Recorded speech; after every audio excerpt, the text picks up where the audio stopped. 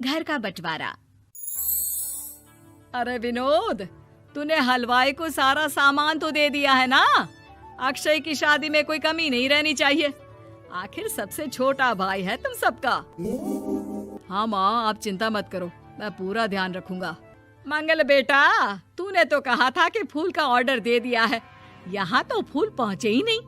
अब क्या बहू की विदाई के बाद फूल आएंगे? माँ, मैंने अभी बात की है फूल वाले से, वो रास्ते में ही है। आप किशोर भैया से क्यों नहीं कहती कुछ करने को? किशोर पहले ही मेरे बताए काम कर रहा है। पास के सभी रिश्तेदारों और मोहल्ले वालों को कार्ड वही तो देकर आया था। रिसेप्शन के लिए हॉल भी उसी ने बुक किया था। टेंट कुर्सी वालों को भी तो वही देख रहा है। पर कई मोहल्ले वाले तो हमारे भरे पूरे परिवार से जलते भी हैं। उन्हें बुलाने की क्या जरूरत थी? बेटा, शादी ब्याह में तो बुलाना ही पड़ता है, नहीं तो लोग क्या कहेंगे। दादी दादी देखो ना, हलवाई अंकल हमें लड्डू नहीं दे रहे, आप इनको डांटो ना। अरे चैन सुख दे देना बच्चों को लड्डू, क्यों तंग कर रहा है इन्हें? बीबी जी, मैं कहाँ मना कर रहा हूँ, लेकिन लड्डू बनते ही ये बच्चे उठा उठा कर खा लेते हैं। अरे मैं तो इन्हें थाल में रख के परोस भी नहीं पा रहा। भागो, अब कोल्ड ड्रिंक पीने चलते हैं। भागो भागो, अब कोल्ड ड्रिंक पीने चलते हैं।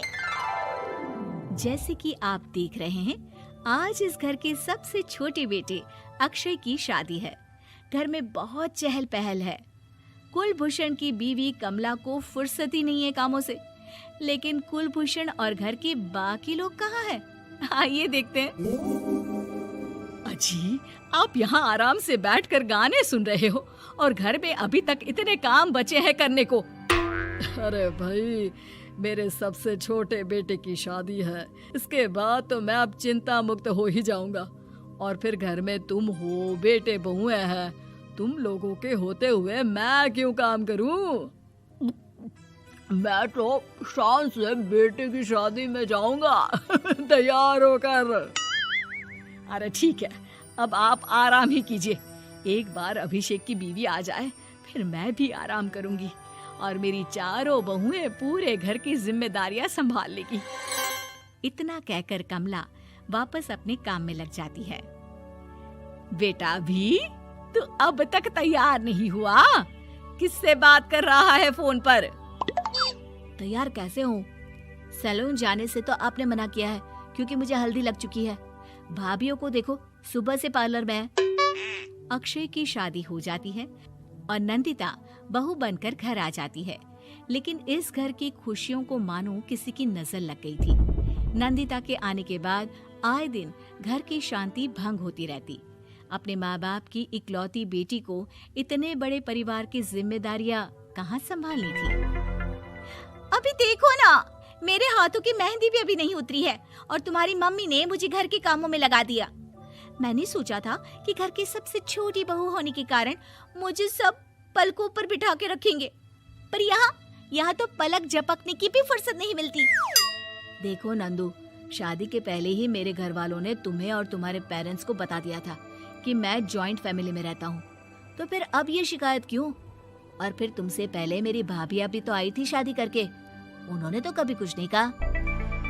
नंदिता तब तो चुप हो जाती है, लेकिन ऐसा बहुत दिनों तक नहीं चलता। अरे नंदिता, माँ बाबूजी की दवाई का टाइम हो गया है, उन्हें दवाई दे आओ और उसके बाद सबके लिए नाश्ता बना देना। पर भाभी, मैं तो अभी अपना फेवरेट सीरियल देख रही हूँ। प्लीज मेरी जगह आप कर लो ना ये काम। ठीक है, मैं तेरी जगह माँ बाबूजी को दवाई दे आती हूँ और नाश्ता बना लेती हूँ। तू मेरी जगह पूरे घर की डस्टिंग करके 5 बच्चों को स्कूल के लिए तैयार करके भेज देना और दोपहर का खाना बनाने के बाद कपड़े धोकर सुखा देना। उसके बाद हम दोनों मिलकर बाजार जाकर सब्जी ले आएंगे, फिर डिनर की तैयारी कर लेंगे और उसके बाद बस भाभी, मैं माँ बाबूजी को दवाई देकर सबके लिए नाश्ता बना देती हूँ। हे भगवान, ये कहाँ लाकर फंसा दिया मुझे। मेरे घर में तो गिनती की 8 रोटियां और 2 सब्जी बनती थी और नाश्ता निपट जाता था।